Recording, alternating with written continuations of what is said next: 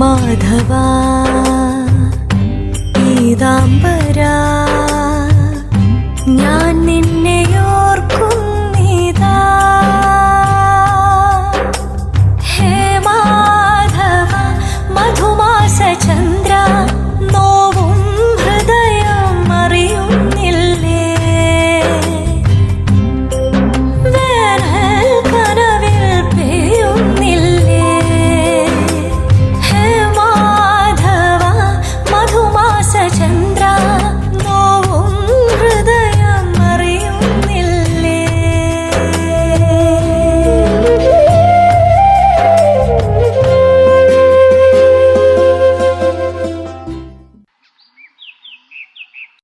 ആദർശിന് താല്പര്യമില്ലെന്നാണ് Mahadevan uncle പറയുന്നത്.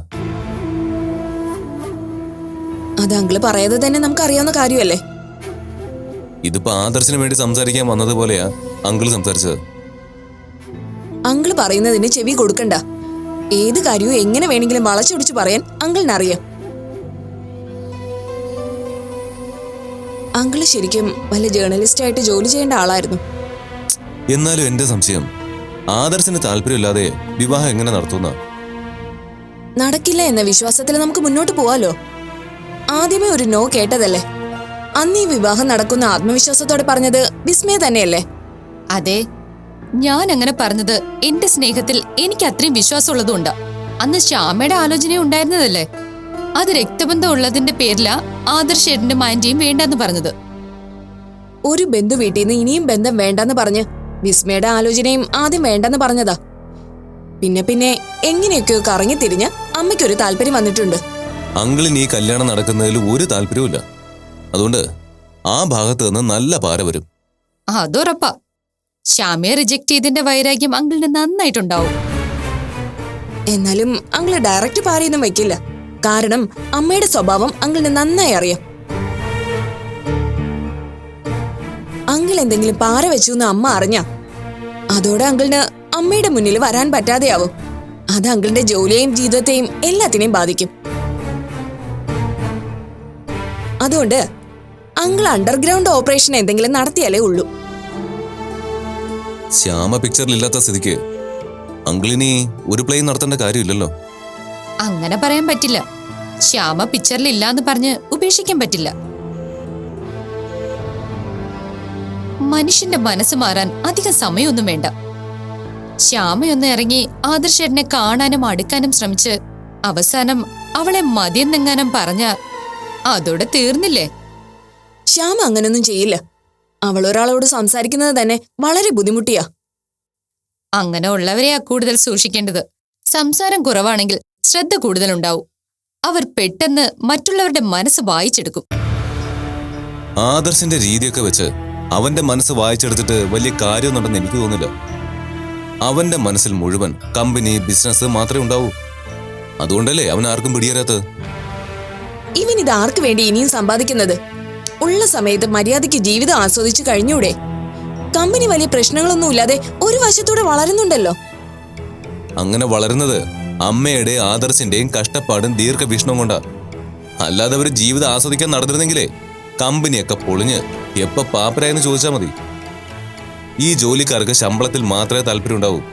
കാരണം അവരെല്ലാവരും ജോലിയെ സ്നേഹിച്ച് ജീവിക്കുന്നവരല്ല. അവര് ജീവിക്കാൻ വേണ്ടി മാത്രം ജോലി ചെയ്യുന്നവരാ. അവരെന്തെങ്കിലും ചെയ്യട്ടെ. ഈ ആലോചന മാറിപ്പോകാതെ എങ്ങനെ അത് പെട്ടെന്ന് നടത്താൻ പറ്റുമെന്ന് ആലോചിക്ക്. ഈ സമയത്താണ് ചേച്ചിക്ക് ബിസിനസ് ക്ലാസ് എടുക്കാൻ പോകുന്നത്. അത് വിസ്മയ പറഞ്ഞത് ശരിയാ. ബിസിനസ്സിൽ അമ്മ ഏൽപ്പിച്ച ഏതെങ്കിലും ഒരു കാര്യം മര്യാദയ്ക്ക് ചെയ്തിട്ടാണ് എനിക്ക് ക്ലാസ് എടുക്കുന്നെങ്കിൽ കുഴപ്പമില്ലായിരുന്നു. ഇതെന്ത് ചെയ്താലും അതെല്ലാം കുളമാക്കുന്ന ആളാണ് എന്നെ പഠിപ്പിക്കാൻ വരുന്നത്.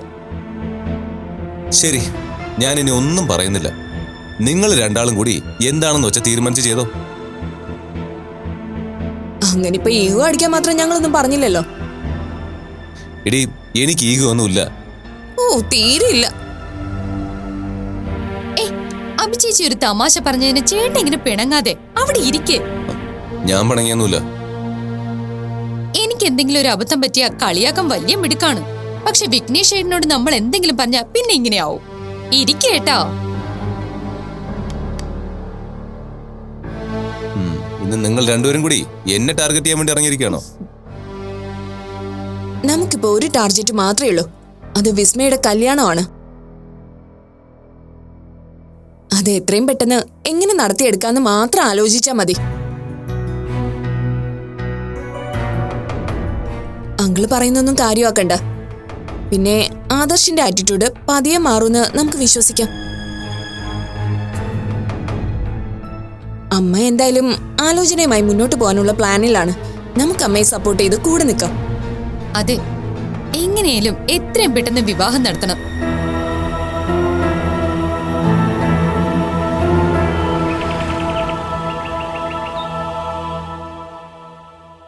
വിസ്മയുടെ ആലോചന മുന്നോട്ട് കൊണ്ടുപോകാൻ തീരുമാനിച്ചിട്ട് വെറുതെ നടന്നാ പോരാ. ആ കുട്ടിയെ പോയി പെണ്ണ് കാണണം. വിസ്മയ നമ്മുടെ പരിചയത്തിലുള്ള നമുക്കറിയാവുന്ന കുട്ടിയാണെന്ന് കരുതി ചടങ്ങുകളൊന്നും വേണ്ടെന്ന് വെക്കാൻ പറ്റില്ല. ഈ ആലോചനയുമായിട്ട് മുന്നോട്ട് പോകാൻ ഞാൻ അമ്മയോട് പറഞ്ഞില്ല. അമ്മ തനിയെ ഒരു തീരുമാനം എടുത്ത് മുന്നോട്ട് പോയതാ. അതെ, ഞാൻ തീരുമാനം എടുത്താൽ മാത്രം പോരല്ലോ, അത് നടത്തുകൂടെ ചെയ്യണ്ടേ. നാളെ നീ എൻ്റെ കൂടെ വാ, നമുക്ക് വിഘ്നേഷിന്റെ വീട് വരെ പോയിട്ട് വരാം. പെണ്ണ് കാണാനാണോ? അതെ. സോറി അമ്മേ, ഞാൻ വരുന്നില്ല. എനിക്കറിയാവുന്ന ആളല്ലേ വിസ്മയ, പിന്നെ ഞാൻ എന്തിനാ വീണ്ടും കാണുന്നത്? എടാ, ഒന്ന് വന്ന് കണ്ടതുകൊണ്ട് ഒരു കുഴപ്പം ഉണ്ടാവില്ല. ഞാൻ വരില്ലമ്മേ, എന്നെ നിർബന്ധിക്കുകയും വേണ്ട. എന്നാ ഞാൻ പോയി കണ്ടിട്ട് വരാം. നീ എന്തിനാ ചിരിക്കുന്നത്? അല്ല, അമ്മ പോയി പെണ്ണ് കാണുന്ന ഓർത്ത് ചിരിച്ചതാ. അതെന്താ ഞാൻ പോയി കണ്ട? എന്റെ മകന് പകരം ഞാൻ പോയി കണ്ടുറപ്പിച്ചിട്ട് വരാം. ഒന്ന് പോവാമേ, എനിക്ക് പകരം അമ്മ എങ്ങനെ പോയി കാണാനാ? അതൊക്കെ ഞാൻ കാണിച്ചു തരാം. ആ അമ്മ എന്തേലും ചെയ്യ്.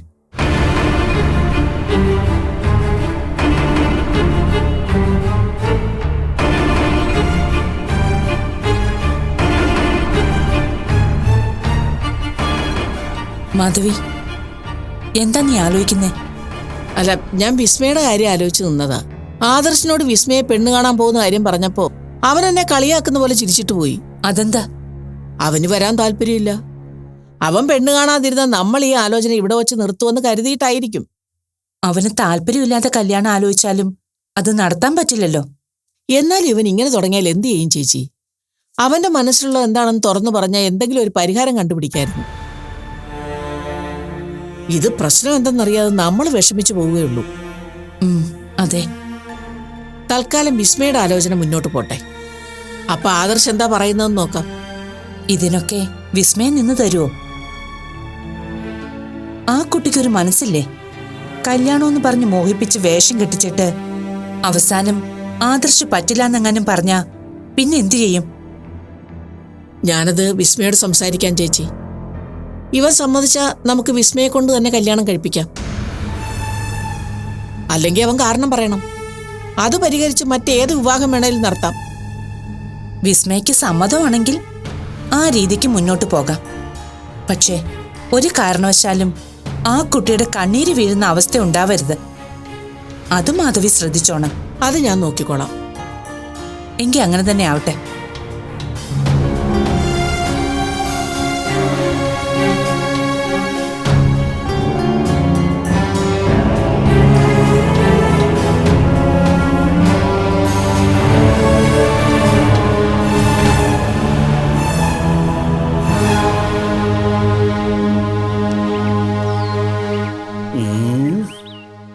അത്രയൊക്കെ പണം വീട്ടിയിരിക്കുന്ന ആ വിഗ്രഹത്തിന് കിട്ടുമെങ്കിൽ അത് വെറുതെ വെച്ചോണ്ടിരുന്നിട്ട് എന്താ കാര്യം? എത്രയും പെട്ടെന്ന് കൊടുത്ത് കാശ് വാങ്ങിച്ചോണം.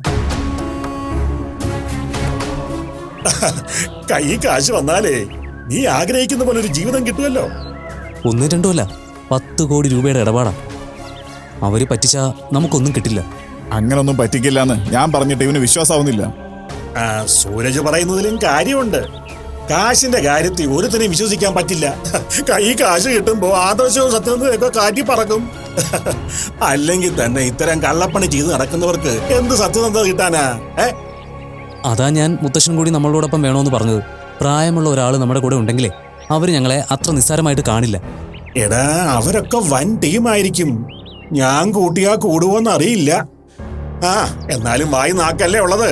നമുക്കൊന്ന് ശ്രമിച്ചു നോക്കാം.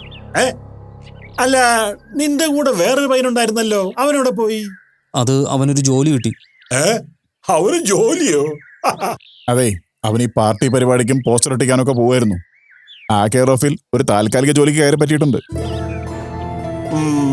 എന്നാ ഇനി കുറച്ച് വർഷം കഴിയുമ്പോ അത് സ്ഥിരമായിക്കോളും. അപ്പോ അവൻ രക്ഷപ്പെട്ടു. അതെ. കണ്ടോടാ സൂരജ്, അവൻ നിന്റെ കൂടെ വലിക്കാനും കുടിക്കാനും ഒക്കെ നടന്നിട്ടും അവൻ അവന്റെ വഴി കണ്ടെത്തിയത് കണ്ടോ? ഇതിപ്പോ വിഗ്രഹത്തിന്റെ കച്ചവടം നടന്ന ഞങ്ങൾ രക്ഷപ്പെട്ടില്ലേ? അത് ശരിയാ. എന്നാലും ജോലി കിട്ടിക്കഴിഞ്ഞ് മഹേഷ് ഒരു പ്രാവശ്യം പോലും എന്നെ വിളിച്ചില്ല. അവൻ പേടിച്ചിട്ടാ വിളിക്കാത്തത്. നമ്മുടെ പരിപാടി എങ്ങാനും പാളിയാ പോലീസ് നമ്മുടെ കോൾ ഹിസ്റ്ററി ചെക്ക് ചെയ്യുമ്പോഴേ അവനെ പൊക്കുമല്ലോ. ഓ, താൽക്കാലിക നിയമനത്തിൽ കയറിയ ഒരാൾക്ക് പോലീസ് കേസോ അന്വേഷണമോ ഒക്കെ വന്നാ പിന്നെ ഒരിക്കലും ജോലി സ്ഥിരപ്പെടുന്നുള്ള പ്രതീക്ഷയെ വേണ്ട. അപ്പോ അതാണ് കാര്യം. നമ്മുടെ ഈ പരിപാടി വിജയിക്കുമെന്ന് അവന് വലിയ വിശ്വാസമൊന്നുമില്ലല്ലേ? അങ്ങനെ പറയാൻ പറ്റില്ല. വിഗ്രഹത്തിന്റെ പ്ലാൻ അവനറിയില്ലല്ലോ. അതെ, മഹേഷ് എന്നെ മനുവിന് പരിചയപ്പെടുത്തി കഴിഞ്ഞാൽ ഞങ്ങൾ ഇങ്ങനെ ഒരു പ്ലാനിലേക്ക് എത്തുന്നത്. ആ, അതെന്തെങ്കിലും ആവട്ടെ. അവൻ എന്തായാലും ഒരു അവസരം കിട്ടിയപ്പോ അവന്റെ കാര്യം നോക്കി പോയില്ലേ? ഇനി അതിനെ കുറിച്ചൊന്നും സംസാരിച്ചിട്ട് കാര്യമില്ല. ഇനി നിങ്ങളുടെ കാര്യത്തെക്കുറിച്ച് മാത്രം ചിന്തിച്ചാ മതി. അല്ല, ഈ വിഗ്രഹ പരിപാടിയില്ലേ നിങ്ങളെ സഹായിക്കുന്നവന്റെ പേരെന്താന്നാ പറഞ്ഞത്? സത്യദാസൻ. മുത്തശ്ശന് ചിലപ്പോൾ അറിയായിരിക്കും. ദാസേട്ടനെ എല്ലാവരും ആശാനെന്നാ വിളിക്കുന്നത്. എനിക്കറിയാവുന്ന ഒരു ആശാനേ ഉള്ളൂ. അങ്ങേര് കളരി ആശാനാ, ഉരുക്കളാശാൻ. 2 മാസം മുമ്പ് പാമ്പ് കടിച്ച് മരിച്ചുപോയി. അല്ല, നിങ്ങൾ ഈ പറഞ്ഞ ദാസൻ ആളെങ്ങനെയാ? വിശ്വസിക്കാൻ കൊള്ളാവുന്ന ആളാണോ? ആള് വിശ്വസിക്കാൻ പറ്റുന്ന ആളാ. എനിക്ക് വർഷങ്ങളായിട്ട് അറിയാവുന്നതാ. നല്ല ഫ്രോഡാ. അതെന്ത് വർത്തമാനമാ? വിശ്വസിക്കാൻ കൊള്ളാവുന്ന ഫ്രോഡോ? അല്ല, അതായത് നമ്മളെ പറ്റിക്കില്ല എന്നാ ഞാൻ ഉദ്ദേശിച്ചത്. ഓ, ഈ ദാസൻ അല്ലാതെ വേറെ ആരെങ്കിലും വിഗ്രഹത്തിന്റെ പരിപാടി നടത്തുന്നതായിട്ട് നിങ്ങൾക്ക് അറിയാവോ? അറിയത്തില്ല. അങ്ങനെ ആരെങ്കിലും ഉണ്ടോന്നൊന്ന് തിരക്കി നോക്കണം. ഉണ്ടെങ്കിൽ നമുക്ക് ഈ വിലയൊന്ന് പറഞ്ഞു നോക്കാം. അപ്പൊ ഈ സത്യാവസ്ഥയൊക്കെ ഒന്ന് അറിയാൻ പറ്റുമല്ലോ. മുത്തശ്ശ, ഇതിലൊരു വലിയ റിസ്ക് ഉണ്ട്. എന്ത് റിസ്കടാ? ഇത്രയും വിലയുള്ള വിഗ്രഹം നമ്മുടെ വീട്ടിലെ പൂജാമുറിയിൽ വെറുതെ ഇരിക്കുകയാണെന്ന് വലിയ സെറ്റപ്പുള്ള ഏതെങ്കിലും ഗ്യാങ് അറിഞ്ഞാൽ അവര് നമ്മുടെ വീട്ടിൽ കയറി നമുക്ക് തലയ്ക്കൊരു അടിയും തന്നിട്ട് അവരതങ്ങ് എടുത്തോണ്ട് പോകും. പിന്നെ നമുക്ക് കാശും കിട്ടില്ല, ജീവനും പോവും. അത് ശരിയാ. എന്നാലും വിഗ്രഹം വീട്ടിലുണ്ടെന്ന് പറയാതെ നമ്മളൊന്ന് അന്വേഷിക്കുന്നത് നല്ലതല്ലേ? അല്ല, നിങ്ങൾ നിങ്ങളുടെ വഴിക്ക് ശ്രമിക്കേ, ഞാൻ എന്റെ വഴിക്ക് നോക്കാം. മുത്തശ്ശൻ പറഞ്ഞ പോലെ ഒന്ന് തിരക്കി നോക്കുന്നത് നല്ലതാ. അങ്ങനെ തന്നെ ചെയ്യാം. അല്ല, എനിക്ക് ഈ ദാസനെ ഒന്ന് കാണണം. എപ്പോ പറ്റും? ഞാൻ വിളിച്ചു നോക്കാം. റൂമിലേക്ക് വരാൻ പറയാം. എന്നാ വിളിക്കേ. ആ ജോലി കൂടി തീർത്തിട്ട് പോകാം.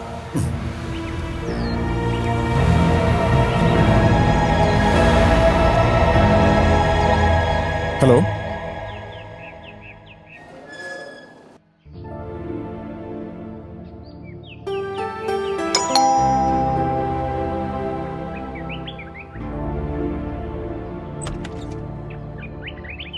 മീര, വാ, കേറി വാ.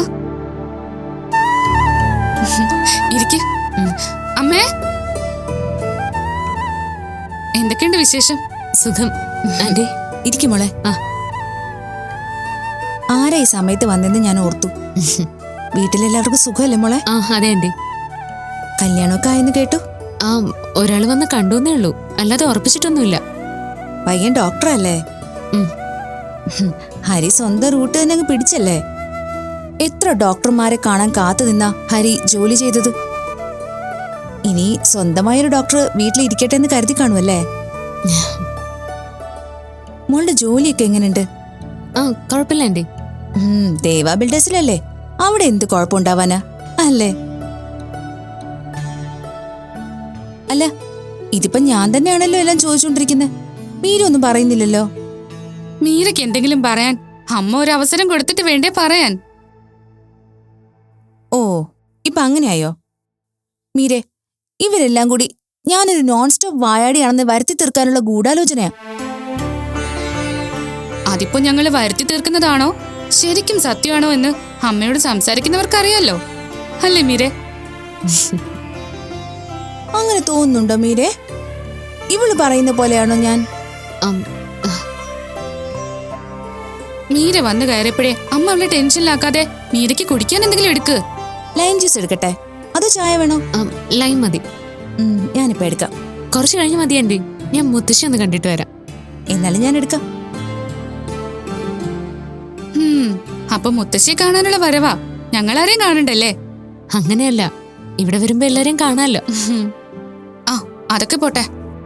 പെണ്ണ് കാണാൻ വന്നിട്ട് പയ്യനെങ്ങനെ ഉണ്ടായിരുന്നു? ഡോക്ടർ ചുള്ളനാണോ? ആ, കുഴപ്പമില്ല. നിനക്കെല്ലാം ഇങ്ങനെ അഴകുഴമ്പ മറുപടിയുള്ളോ? പറയുമ്പോ ഡീറ്റെയിൽ ആയിട്ട് പറയൂ. നമ്മുടെ തലമുറയിലെ ആദ്യത്തെ കല്യാണം നിന്റെയാ. നിന്റെ എക്സ്പീരിയൻസ് അറിഞ്ഞിട്ട് വേണം കല്യാണം കഴിക്കണോ വേണ്ടയോ എന്ന് ഞങ്ങൾക്കൊക്കെ തീരുമാനിക്കാൻ. ഇപ്പൊ ഒരു വിവാഹത്തിന് ഞാൻ മെന്റലി ഓക്കെ ഒന്നുമല്ല. പിന്നെ അച്ഛന് നിർബന്ധം. അച്ഛനെ വിഷമിപ്പിക്കാൻ പറ്റാത്തോണ്ടാ ഞാൻ സമ്മതിച്ചത്. അതിപ്പോ അറേഞ്ച്ഡ് മാരേജില് എപ്പോഴും അങ്ങനെയൊക്കെ തന്നെ ആയിരിക്കും. ആരെങ്കിലും നിർബന്ധിച്ചിട്ടായിരിക്കും നമ്മൾ കല്യാണം കഴിക്കുന്ന. എനിക്കതിനോട് വലിയ താല്പര്യമൊന്നുമില്ല. അതെന്താ, ഒരു ലവ് മാരേജിനുള്ള വഴി എന്തെങ്കിലും തുറന്നു കിട്ടിയോ? ഏയ് അതൊന്നുമല്ല. ഞാൻ റിസർച്ചിൽ കോൺസെൻട്രേറ്റഡ് ആണ്. അതിനിടയിൽ ഒരു അഫെയറും എന്റർടൈൻ ചെയ്യാനും സമയവുമില്ല, മനസ്സുമില്ല. Good girl. നീ മെഡിക്കായിട്ട് പഠിക്ക. എത്രയും പെട്ടെന്ന് നിനക്ക് ഡോക്ടറേറ്റ് കിട്ടട്ടെ. വാ, നമുക്ക് മുത്തശ്ശിയെ കാണാം.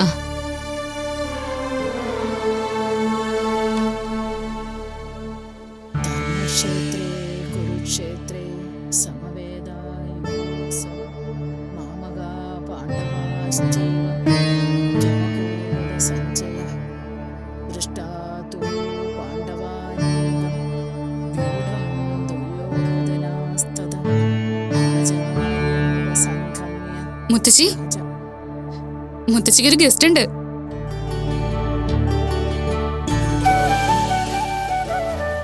മുത്തശ്ശി, മീരമോളെ വാ, ഇങ്ങോട്ട് വാ.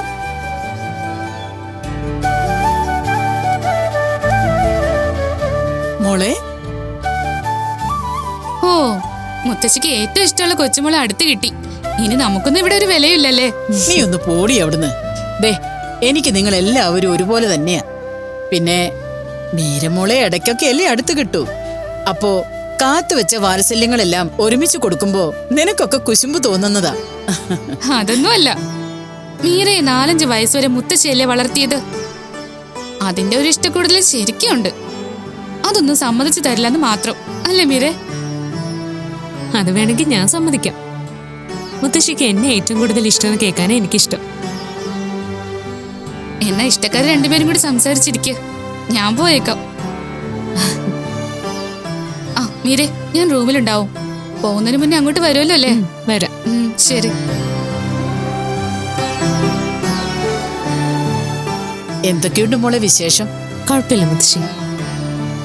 മോക്ക് കല്യാണം ആലോചിക്കുന്നുണ്ടെന്ന് മനോജ് പറഞ്ഞല്ലോ. ഞാനത് പറയാനാ ഇപ്പൊ വന്നത്. ആണോ? പയ്യനെ മോള് കണ്ടല്ലോ അല്ലേ? കണ്ടു. മോൾക്ക് ഇഷ്ടായോ? എനിക്കറിയില്ല മുത്തശ്ശി. എനിക്കിപ്പോ കല്യാണം കഴിക്കാനൊന്നും തോന്നുന്നില്ല. അതെന്താ മോളെ? എനിക്കറിയില്ല. എനിക്ക് ഭഗവാനെ പൂജിച്ച് ഇപ്പൊ കഴിയുന്നത് പോലെയൊക്കെ അങ്ങ് ജീവിച്ചാ മതി. അങ്ങനെ വെറുതെ ജീവിച്ചാ ജീവിതത്തിനൊരർത്ഥം ഉണ്ടാവുമോ? വിവാഹം കഴിച്ച ജീവിതത്തിൽ അർത്ഥം ഉണ്ടാവൂ? അങ്ങനെ ചോദിച്ചാ അതൊരു വലിയ വിഷയമാണ്. നമ്മൾ അതിനെക്കുറിച്ച് തർക്കിച്ചിട്ട് കാര്യമില്ല. എന്നാലും ഒരു വിവാഹമൊക്കെ കഴിച്ച് കുടുംബവും കുട്ടികളും ഒക്കെ ആയിട്ട് മോള് സന്തോഷമായിട്ട് കഴിയണമെന്നല്ലേ ഞങ്ങളെല്ലാവരും ആഗ്രഹിക്കൂ. ആണോ? പക്ഷെ ഞാൻ ആകെ കൺഫ്യൂസ്ഡാ മുത്തശ്ശി. അച്ഛൻ ഉടനെ തന്നെ എന്റെ വിവാഹം കഴിഞ്ഞ് കാണണമെന്നാ പറയുന്നത്. അതാ ഇപ്പൊ പെട്ടെന്ന് ആരെയൊക്കെയോ കൊണ്ടുവന്നിരിക്കുന്നത്. മോളെ, മനോജ് പറഞ്ഞ കാര്യങ്ങളൊക്കെ ഞാൻ അറിയുന്നുണ്ടായിരുന്നു. ആലോചനകളൊക്കെ ഒരു വശത്തോടി നടക്കട്ടെ. നമ്മൾ എന്തൊക്കെ ചെയ്താലും ആഗ്രഹിച്ചാലും പിന്നെ ആഗ്രഹിക്കാതിരുന്നാലും ഈശ്വരന്റെ തീരുമാനം എന്നുണ്ട്. അത് നടക്കും. അതേ നടക്കൂ. അതുകൊണ്ട് എന്റെ മോളൊന്നും ഓർത്ത് സങ്കടപ്പെടണ്ട. എല്ലാം ഭഗവാൻ നോക്കിക്കോളൂ.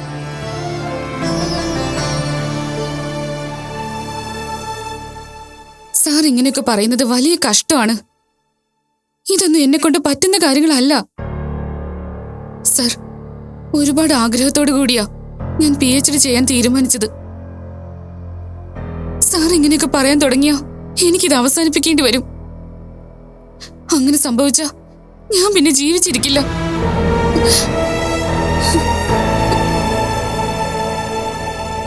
എന്താ വിദ്യ, എന്താ പ്രശ്നം?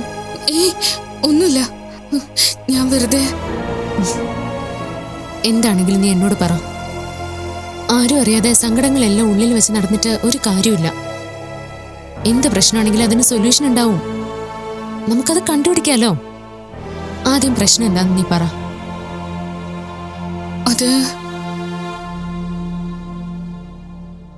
എന്റെ റിസർച്ച് ഗൈഡ് കുറച്ച് കുഴപ്പക്കാരനാ. അയാൾ എന്നെ വല്ലാതെ ഹാരാസ് ചെയ്യുന്നുണ്ട്.